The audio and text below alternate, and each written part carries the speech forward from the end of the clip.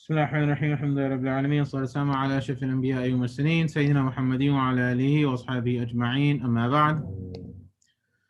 So inshallah, today we're moving on to the next letter, which is the letter Dha.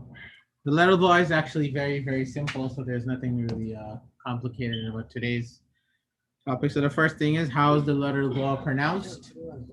And second thing is, how is Dha mutaharrik and sakin pronounced?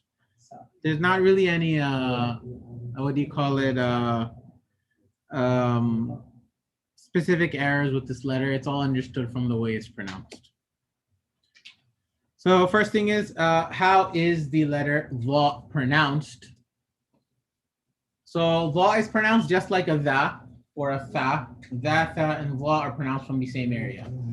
So Dha is pronounced by making contact between, number one, the front tip of the tongue or the front of your tongue, and it makes contact with the edges or the bottom of the front teeth. It's not fully out, but it's generally speaking, it's, as the picture shows, somewhere around right here. So you have the front tip of the tongue being a little bit right under the upper teeth. So when it's there, that's where the letter Dha comes out from, the same way as the letter Dha. So like the letter Dha, the tongue should come out slightly when pronouncing Dha. Not too much, but the tongue will slightly, just very little, it will be a bit outside of the mouth, just very little when you're pronouncing the actual letter Dha. So the way that was done, the same thing with the letter Dha, the tongue is partially out, and it's underneath the upper teeth, and then you let out the sound and the letter Dha will come out. So obviously the next question would be, what's the difference between Dha and Dha? Very simple. When pronouncing a Dha, the back of the tongue rises right here. And I mentioned this yesterday too, that this is the case with every single heavy letter. Any letter that's heavy, it requires the back of the tongue to rise. You may not have realized it, but that's what's happening. The back of the tongue has to rise in order to make any letter heavy. Inshallah, maybe during one of these letters, I'll explain why and why is it like that. But basically, there's a redirection of the sound that's coming out of your mouth, which is making it heavy. But anyway, but the back of the tongue rising is how you make any letter heavy. You don't use your lips to make a letter heavy. You don't use your teeth to make something heavy. It's all actually happening through the back of your tongue. That's what's making any letter heavy inside your mouth. If someone is making any letter heavy through another method, that means there's something wrong with the way you may be pronouncing the letter, and you may be doing it in a way which is making it harder to pronounce the letter. So if someone does not make the back of the tongue rise, then you have a Dha.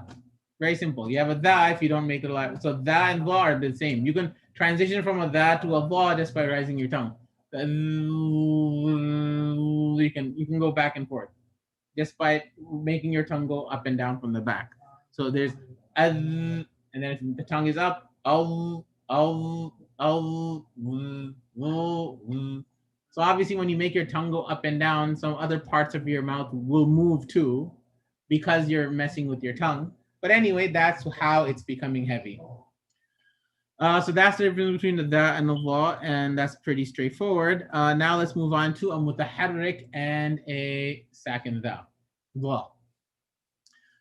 So first thing is, when Dha has a harakah, very simple. You have to release the tongue from that area under the upper teeth and make the motion for whichever harakah you're doing. So for example here, I forgot to put the red highlights, but it's okay. We can see the letter Dha in all of them. First word is Dhama, right? Dhama'un. Dhama'un. So Dha, Dhama'un, Dhama'un, Dhama'un. Next word is Dhulimu, Dhulimu. So Dhu. And then the third one, Dhilal, Dhilal. So Dhi. So we have Dha, Dhu, and Dhi. As opposed to Dha, Dhu, and Dhi, this is Dha, Dhu, and Dhi. So there's that heaviness in it.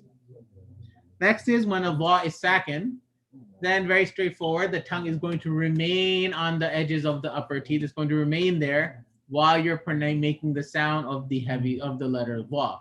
So for example, wa'awda, wa'awda. So it stays there. Yulamuna, lamuna. And the third one, عظ عظهم. So وعظت يظلمون عظهم. So they all have that heaviness in there. One mistake that some people do make is when a law comes sakin, they accidentally make it into a dha, may possibly because they're trying to pronounce it, it becomes a bit difficult to pronounce it. But the heaviness has to be there. If someone says wa'adta or yudlamuna or idhum, that would be wrong because it's wa'awta. Yudlamuna, not yudlamuna. Definitely not yudlamuna. Right? Yudlamuna and idhum. One thing I didn't mention under the errors here because I feel like it's we kind of cover this error under the, and since I'm saying it's pronounced the same way, keep in mind in Arabic, the law is pronounced by making your tongue go under the front teeth and the tongue is a bit out. In the Urdu language, this letter is pronounced like a za. It's pronounced like a za. They don't, you don't, in Urdu, they say, for example, the word zalim, they say zalim, za. It's like a za. It's like just a za, zalim. So that's not how you do it in Arabic. In Arabic, it's number one, it's going to be under the upper teeth and it has to be heavy too. So wa'awda, yudlamuna, home. So they all have to be heavy and they have to have that sound which comes by putting your tongue underneath the front teeth. And that is the letter law. And tomorrow